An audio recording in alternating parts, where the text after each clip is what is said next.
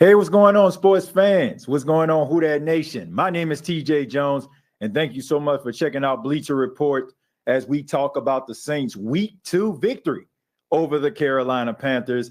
The Saints moved to 2-0, and this game was, a defensive struggle. Both teams' defenses came to play.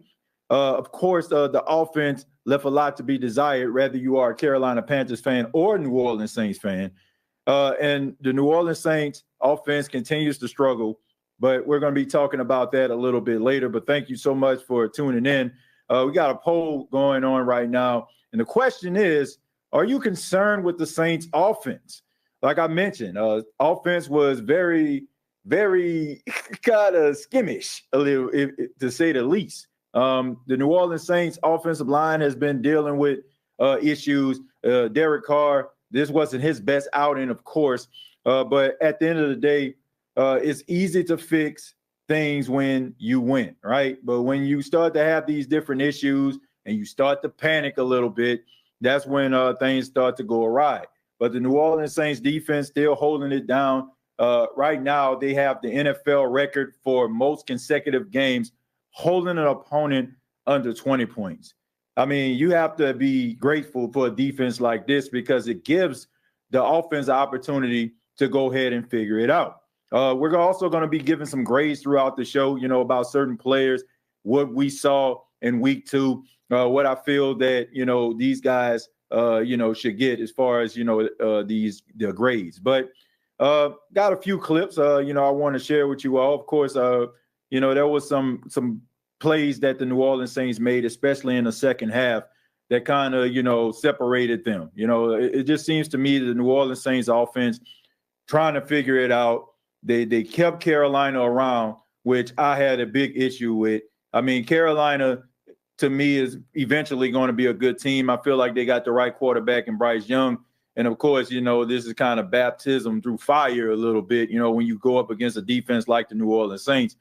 But the New Orleans Saints, in my opinion, had no business having a 3-point lead going into the half like this. I mean, they had 2 opportunities to punch it in the red zone early in the first half, and they just couldn't come away with the touchdown. They had to kick 2 field goals. So luckily, they have a really good kicker now in Blake Grupe, who is right now, he hasn't missed a kick. But, I mean, you had some spectacular catches throughout the game. This first catch, of course, is from Michael Thomas here. Michael Thomas, a question on everybody's mind was Michael Thomas back? What Michael Thomas will we actually see? But you actually see on this play, I mean, this is this classic vintage Michael Thomas right there. I mean, just got those vice grip type hands. He's not the guy that's going to, wow you with his speed, but he's a great possession receiver, and he can be a really good possession receiver. This is what I've been talking about. This is a guy, when you need a third down on a 3rd and 2 or a 3rd and 3, he still can give you that first down. And, you don't need Michael Thomas to be 2019 Michael Thomas when he had 1,700 yards. But that's just an incredible catch right there. Great focus, great hand-eye coordination. Anybody that ever played the wide receiver position, ever caught a football, how tough a catch like that is going to be. But it's good to see little nuances every single week of Michael Thomas. The second catch that I want to talk about, of course, is the catch that everybody just kind of went absolutely insane about. I think this is a clip right here. This is the pass to Chris Olave. I mean, come on, man. This is what we want from Chris Olave. Last season, Chris Olave had opportunities to really make some plays. He had some opportunities to really go out there and do his thing. And, but the biggest issue that a lot of people had was those 50-50 balls, him not coming away with it. And Chris Olave, he worked on that throughout the offseason, and it paid dividends in the game versus Carolina.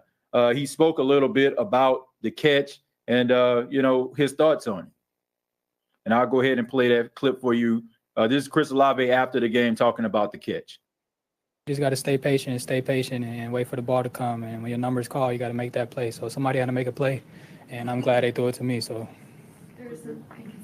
I mean, I'm glad they threw it to him too. I mean, Chris Olave is incredible. I mean, nobody ever thought that Chris Olave would be a flop. He's a very disciplined route runner. He has really good hands. It's just those 50-50 balls, coming down with those spectacular catches. So it's good to actually see, Chris Olave doing his thing, throughout the game.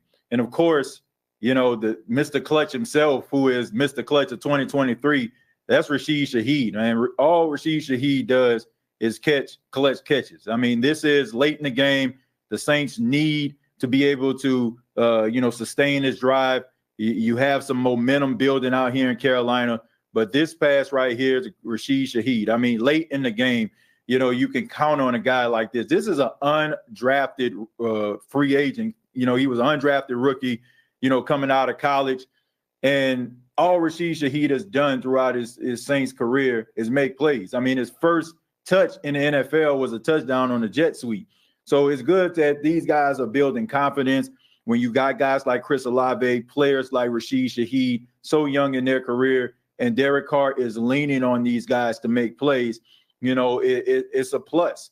And I know the New Orleans Saints offense is going through a little bit of a dry spell. They're just trying to figure it out. Got a lot of new pieces across the board. Guys are trying to understand one another's tendencies. You've seen it in the game. You've seen when Derek Carr threw a couple passes where, Michael Thomas was expecting the ball to, be right at his chest. You had Derek Carr throw the ball behind him. On a deep out with Chris Olave on the 3rd and 17, which would have been a first down. Derek Carr was expecting Chris Olave to go all the way to the boundary. Chris Olave kind of stopped a little bit. But those type of things are going to get better with reps, and that's why I felt like it was important for these guys to take part in preseason. Now, I'm not saying you got to go out there and ball all 3 quarters of preseason, but I just think the more reps that you can get against the opposition, I think the better. I mean, you're not going to be going full speed ahead in practice because, you don't want to hurt one another. Each player on this team, you're relying on these guys to make plays. So you're not going to be going, full throttle against your teammates here. So a lot of these things that we're actually seeing from the offense is just, guys that aren't really familiar with one another. And Derek Carr talked a little bit about that after the game, about the offense and, his thoughts on it. Well, there's a lot of work that needs to be done. We had a few opportunities for sure. Not to get into all of them, but you saw them. We had a few opportunities, on missed throw. We had one in the back of the end zone we almost had. That's a tough play.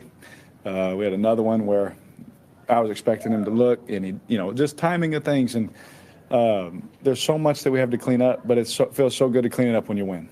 Like I said outside, like we're 2-0, and I don't think that we've played at the level that we're all expecting to play at yet, but we're going to keep striving. We're going to keep working and make those corrections, but it feels good to do it with a win for sure. It's good to do it during a win, and I agree with you. These things can be corrected. I just feel like when you start to have these struggles and you're losing, everybody has their idea about how things need to change, and everybody has an idea about how they can create that change. But you're winning football games. You got a really good defense. You have some really good, talented offensive weapons across the board. So it's just a matter of time. And then, of course, you got after this game versus the Green Bay Packers that's coming up this weekend, this Sunday in Lambeau, you have Alvin Kamara coming back. So we know that Alvin Kamara is going to be an integral part of this offense and helping this offense kind of reach its full potential. We know that if you give a check down to AK, he can, turn something that should have been a 3-yard gain to a 30-yard gain. So to have such a weapon like AK coming back, especially since you have a pretty much a depleted running back room, it should be a plus. And then you have somebody that Derek Carr can try to check it down to in order to make plays in his own right.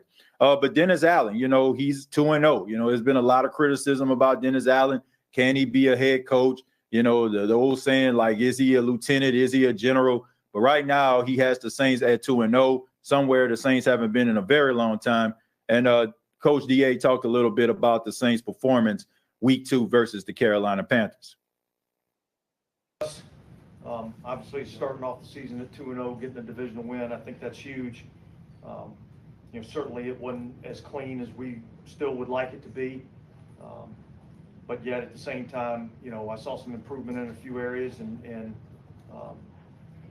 look, we're just going to have to keep working and keep grinding to keep, continue to get better. But as we do that, to be able to get wins going along the way is a good problem to have. So I thought we ran the ball better in this game.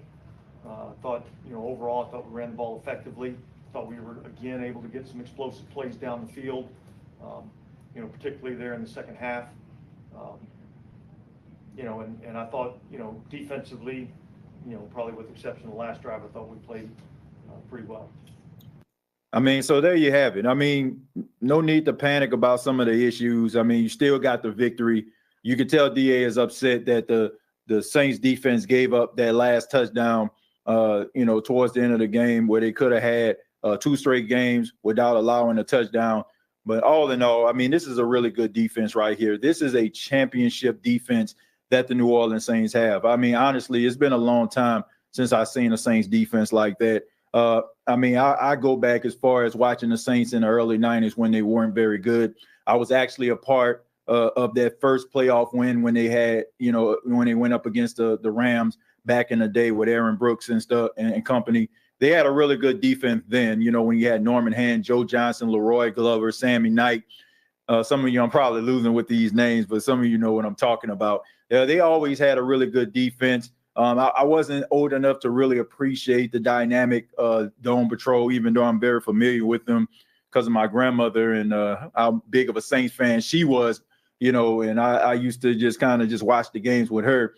But all in all, this is a really good defense. And if this offense can get on board, this can be a magical season for the New Orleans Saints because you can take your team anywhere. Like if you're not a number 1 seed and let's just say, for example, you got to go to the frozen tundra of Lambeau Field. I mean, you can travel with that. If you have to go with a game where you have inclement weather, out in Philadelphia or something like that, you still have a defense that can carry. So you wanted to see the offense be able to get on board. But right now, I do have a poll that is available right now, and I'm asking everybody to check it out. The question of the day is, are you concerned with the Saints offense? It's just that simple. All right. It's yes, no, or it's too early. I also have some more clips that I want to share, but of course, I want to see what you all have to say. And feel free to comment in the chat here, and I'll read some of your comments. Let's see. This comes from Andrew Dennis. Shouts out to Andrew. Thank you for being here. It says you can see where AK would fit in.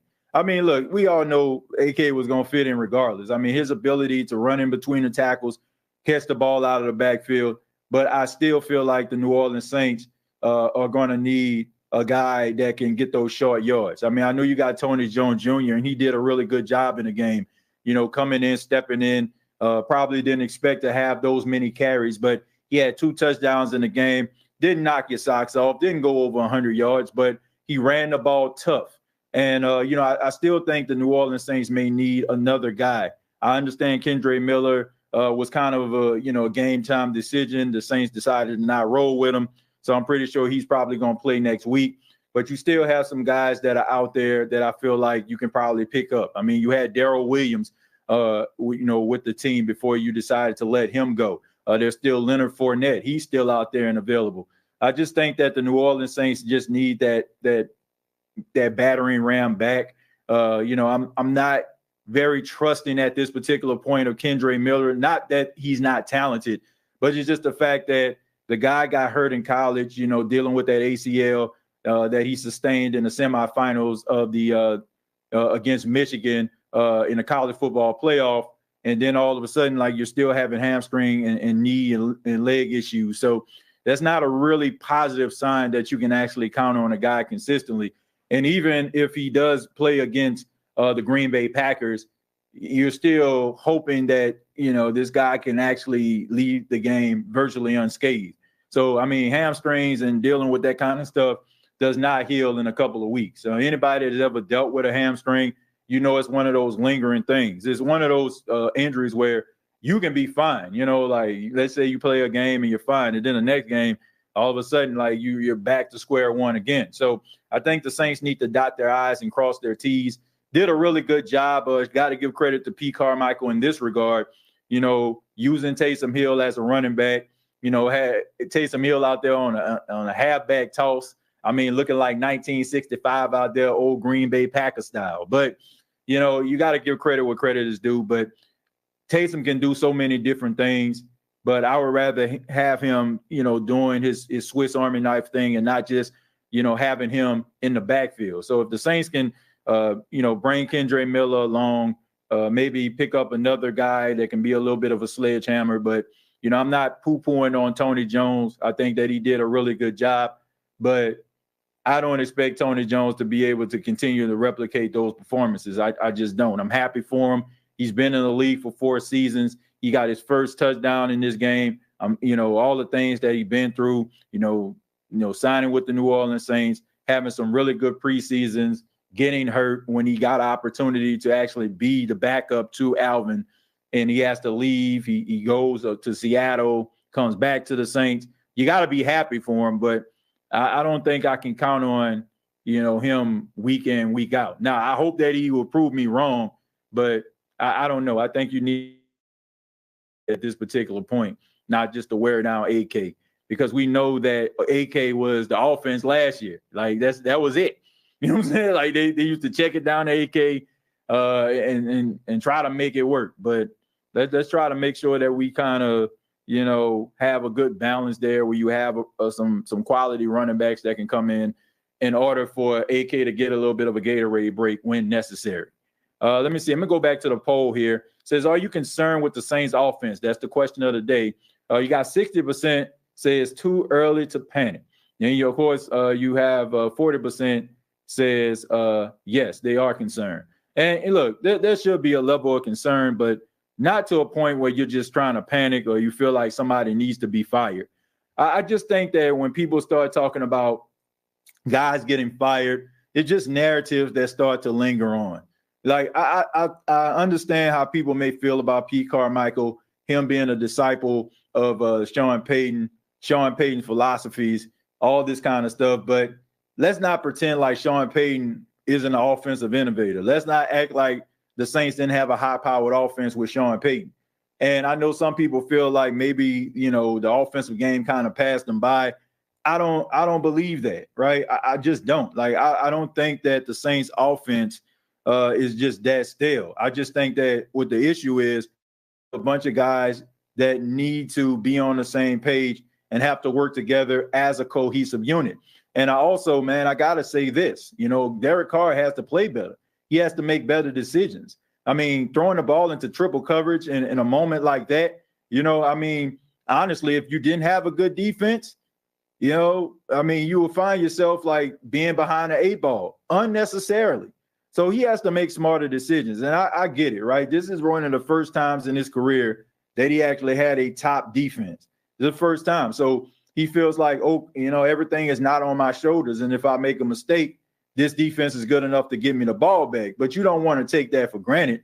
You want to elevate your game because you actually have a complementary defense, right? You have a defense that's complementary to your skill set, and you're able to go out there and make plays. But don't just take it for granted. Don't just, you know, feel like I can throw the ball down the field 50 yards into triple coverage or throw the ball, you know, like, you know, where I know for a fact that, you know, unless my wide receiver is Megatron, he's probably not going to catch it. So I just want to see better performance out of Derek Carr. I can accept some of the things when it comes to the offensive line, trying to figure it out, even though I hope they get that right soon, because I'm not trying to see Derek Carr get hurt. I'm just not trying to see that. They have to figure this thing out, because Derek Carr, by the time he does figure it out, he's going to be too beat up and battered in order for them to do anything. So they're going to have to figure this thing out. But Derek Carr, even he would tell you that he could have played better. I mean, this was not the best Derek Carr performance. And if you're a Derek Carr fan, this is definitely not the game for you to be sitting up here, you know, beating your chest and saying, hey, man, you know, like, this is why he came to New Orleans. Nah, this isn't it. I'm actually trying to find a stat line here, so just bear with me, folks. I'm just trying to find a stat line from last night in order for us to kind of just go over it and just, you know, just talk about it just a tad bit here. Let me go ahead and read a few of your comments, and then we're going to go to the player grades. Hunt would have been good for us, yeah, he would have been good. I don't know exactly what happened with that, but he might end up going back to Cleveland, to be honest with you. What happened with Nick Chubb, which is really unfortunate. I mean, really, really unfortunate, man. You hate to see stuff like that, and that's one of the main reasons why I advocate for them to pay running backs, because Nick Chubb is one of the best running backs in the league, and for that to happen, these guys need some level of security. I mean, they carry the ball quite a bit. They take a lot of punishment, so they try to give these guys some respect and pay them what they owe. Can we get Akers for a trash late round pick? Says K Wade. Probably could. I mean, I know there were some rumblings, as far as last year, him not being happy, him not feeling like he's a part of the offense. There was even a point where he went home. I'm pretty sure he would like to play close to home. I mean, I know he's a native of Clinton, Mississippi, which is not too far from my alma mater, Jackson State University. But, that would be a good pickup. Man, I like Cam Akers a lot. I think he's very underrated as a running back. I think he has, a really good skill set. He's a guy that can catch the ball. He's a good receiving back. And also, he can get those tough yardage for you. If you put him as a part of your offense, I think he can knock it out the park. Go roll you a joint, man. I guess y'all talking in the chat. It says Carr need to improve in the red zone. Yeah, I agree with that. Only one touchdown on eight tries in the red zone. That's a no-go. That's an absolute no-go. I mean, I'm looking at the stat line right here. Once again, I mean, he was 21 of 36, 228 yards, no touchdowns, 1 interception. He was sacked 4 times. This is a total of 8 sacks over 2 games that the offensive line has allowed, the opposition to get after Derek Carr. But once again, I just think that he just has to play better. I mean, it's one thing that the offensive line is trash. It's another thing that you playing like trash in certain moments. Now, I will say that a couple of those passes that he threw were absolutely clutch. And seeing that gives you a level of optimism, because in late games, when you need a play, when you need somebody to go throw the ball down the field in order for your playmakers to be able to make a catch at a clutch moment, it's good to see that Derek Carr possesses that skill set. I'm not going to lie to you about that. Hurst, honestly, better. I don't know. We talking about Hayden Hurst here?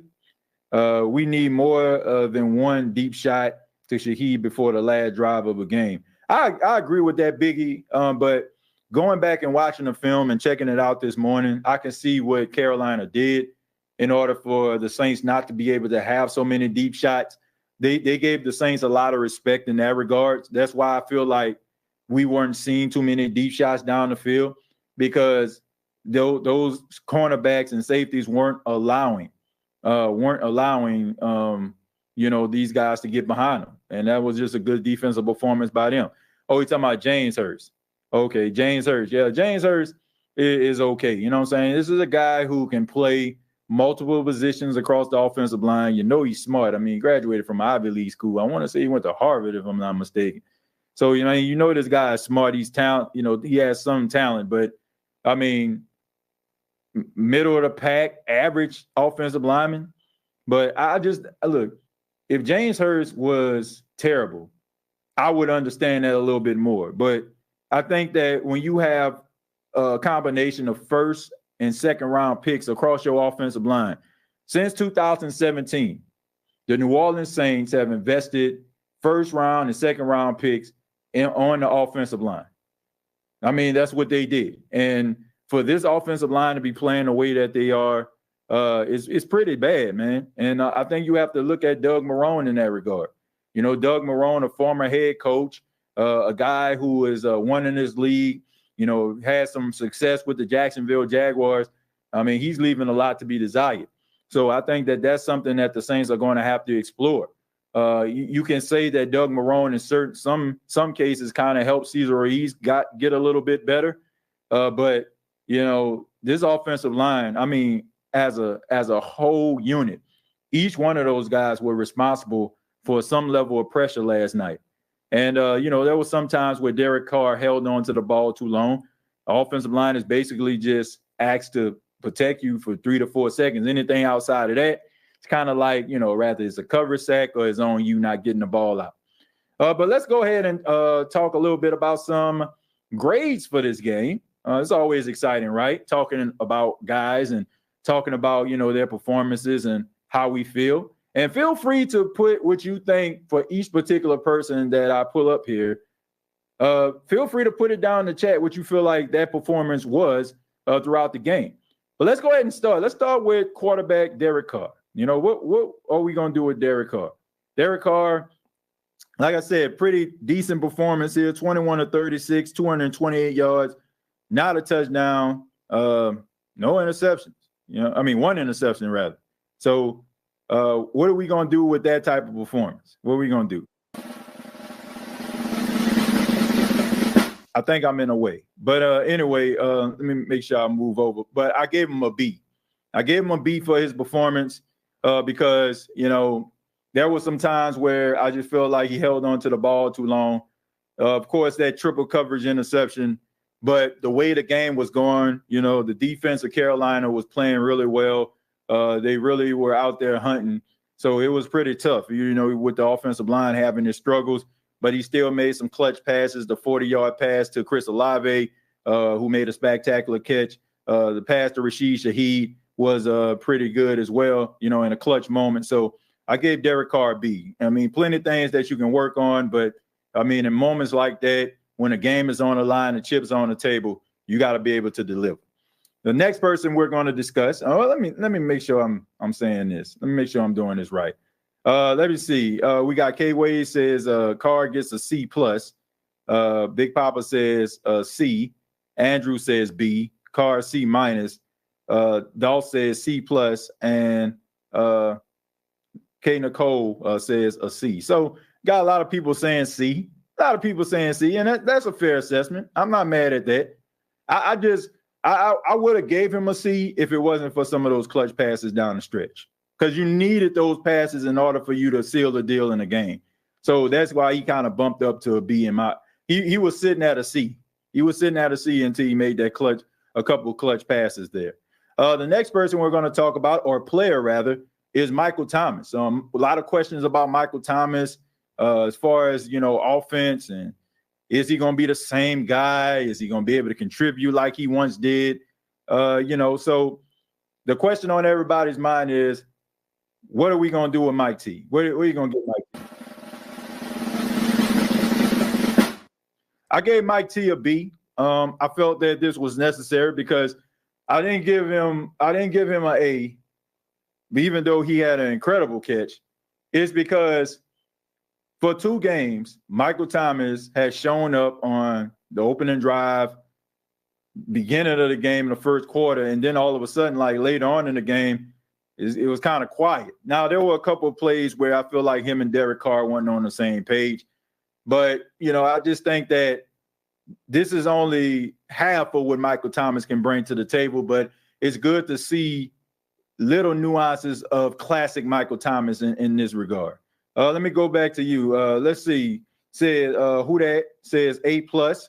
Mike T B plus, catching hospital passes. I agree with that. Some of those catches that he caught, like those were some man catches, right? That was like up there with that Marquez Valdez-Scantling catch that he caught like down the seam in the first game of the season versus Detroit. That was a man catch. And they had a couple catches with Michael Thomas. The linebacker and safety pretty much sandwiched him, leaving his entire midsection exposed, and he still went up there and caught it. A minus, get him the damn ball on a cutback route, abuse his size advantage. I feel as though it's a chemistry thing. Mike T showed great poise last night when needed. And I'm also seeing a lot of what Michael Thomas is doing. It's not just quick slant routes. So people can go ahead and dismiss those little narratives about him just running slants. He did a really good job in this game. So shouts out to Mike T. Let's move on. We'll talk a little bit about, somebody that did extremely well. This is another guy, Taysom Hill. We're talking Taysom Hill right now. What do you feel Taysom Hill needs to get? Here we go. Drum roll, please. Yeah, I gave Taysom Hill an A. I feel like it's necessary to give him an A because, quite frankly, This dude, all he does is just play football. Like anything the Saints ask him to do, he does well. He threw a pass in this game that was a completion. He had some really tough runs. He finished the game with 9 carries for 75 yards, and he's a quarterback. Like he started off as quarterback, playing tight end. Anything that you need from Taysom Hill, he does, and he is such a weapon for the New Orleans Saints. I think the New Orleans Saints, while they're dealing with these offensive struggles in the red zone, I think you need to use Taysom Hill a little bit more in order to help that offense, because teams don't know how to approach him. They don't know if he's going to run. They don't know if he's going to pass. And because he can, thread the needle a little bit for short passes at least, it's such a weapon. So I definitely feel like Taysom Hill deserves an A, no doubt about it. Taysom A says Harry. Big Papa says A. Andrew says A+. All right, so got a lot of A's. I think we all in agreement. I mean, what a great weapon to have for the New Orleans Saints in Taysom Hill. But from one hero to a little bit of a GOAT, and I don't mean that in a positive way. I mean all lowercase letters here. I'm talking Paulson Adebo. Paulson Adebo, up and down night. Of course, he got the holding penalty that should have been a strip sack, for the New Orleans Saints. Brian Brzee getting the ball back. Of course, that was negated because Paulson Adebo. The Saints gave up their first touchdown of the season because of Paulson Adebo. So what are we going to do with this? Paulson Adebo. I'm going to give him a C. It is an average performance. I'm giving him a C because of some of the things that I mentioned. Responsible for that holding penalty that should have gave the Saints the ball close to the red zone, near the red zone. Some of the pass interference calls, I mean, you're right there on the side.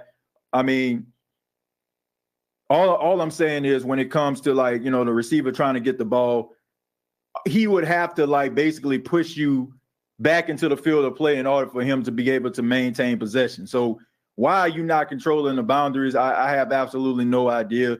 So just boneheaded decisions like that from time to time. But he does so many things well, and it's kind of hard for me to just give him a D or an F because, I mean, the Saints defense was just so dominant against the Carolina Panthers on Monday night. So I definitely got to give him a C. You can make an argument to say that the Saints were playing prevent. That was the reason why a lot of nickel and diamond was going on, and they were just trying to make sure that there was nothing deep, everything cheap, so to speak. So I gave him a C. I gave him a C. Let's see. Big Papa says terrible penalty. I agree with that. Andrew says a C. Big Papa says C. DB's going to be better. Man, I like Paulson. You know what I'm saying? I think Paulson, is he a lockdown, shutdown corner? Absolutely not. But I think he possesses a certain skill set to be a solid number 2 in the league. I don't think he'll ever be a number 1. Maybe, some team will pay him due to his size and his ball hawking ability. He does have really good hands because he used to play receiver back in the day. But all in all, I think that, you can't be giving up big plays like that. You can't hurt your team when you got the momentum on your side, the big mojo. But, you got to play better. Speaking of someone else that needed to play better, and that was punter Lou Hedley. Of course, we know that the Saints decided to move on from Blake Gillikin, right? I mean, Lou Hedley, the Australian 30-year-old rookie, the guy who has his own tattoo shop, tattooed from head to toe, seems like a cool guy to hang out with on a Saturday night. But what does he deserve for a performance in this game? Yeah, I got to give him a D. That first punt that he had, shanked it 29 yards. That set up the first field goal of the game for the Carolina Panthers. So gave them the ball, in really good field position. If you're doing stuff like that against really good teams, like no disrespect to Carolina, I think they're going to get there eventually. But if you're doing that against the 49ers or the Eagles or one of these top NFC teams, they're not, more than likely, they're capable of scoring 7 points. And the way that the Saints offense was going, you don't need that right now. So the Saints offense will actually be behind the 8 ball. So he has to punt better. And there was a couple of times where, He could have pinned them down around the 5-yard line in order for them to drive the field, ball going into the end zone for the touchback.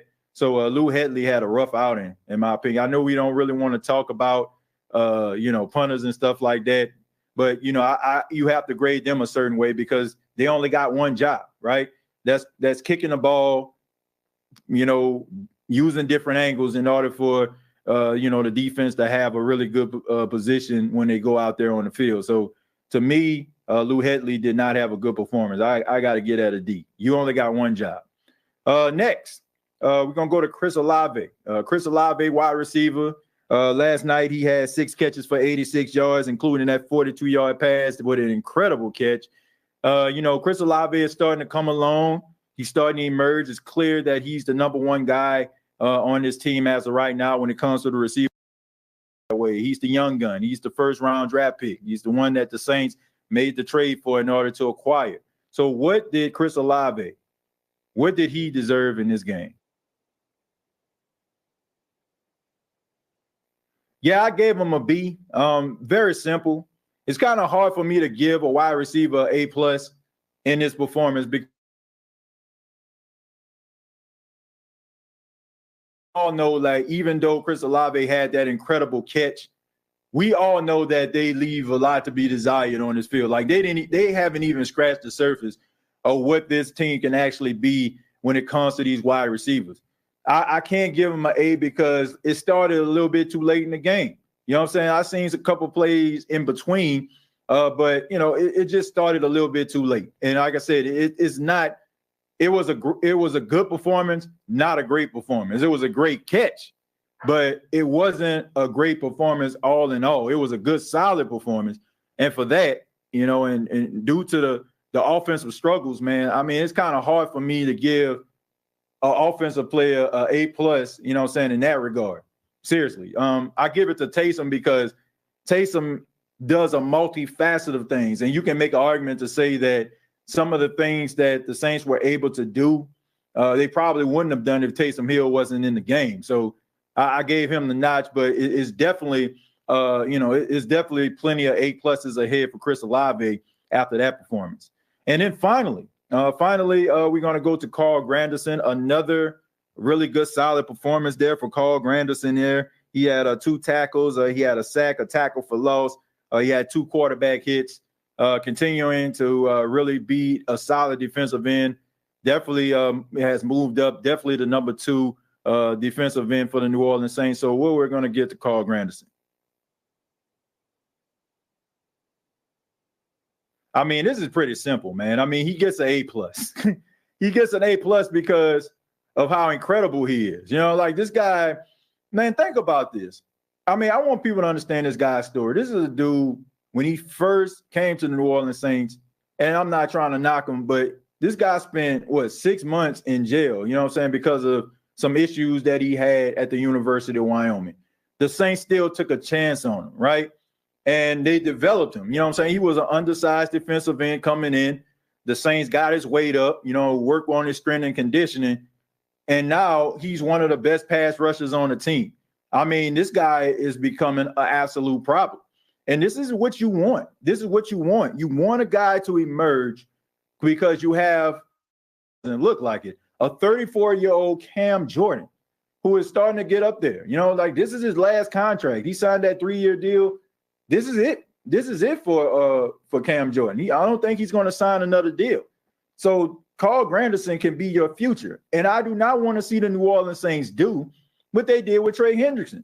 They allowed Trey Hendrickson to play himself out of New Orleans, out of the contract picture. And now he's in Cincinnati, one of the best pass rushers, not only in the AFC North, but in the entire NFL.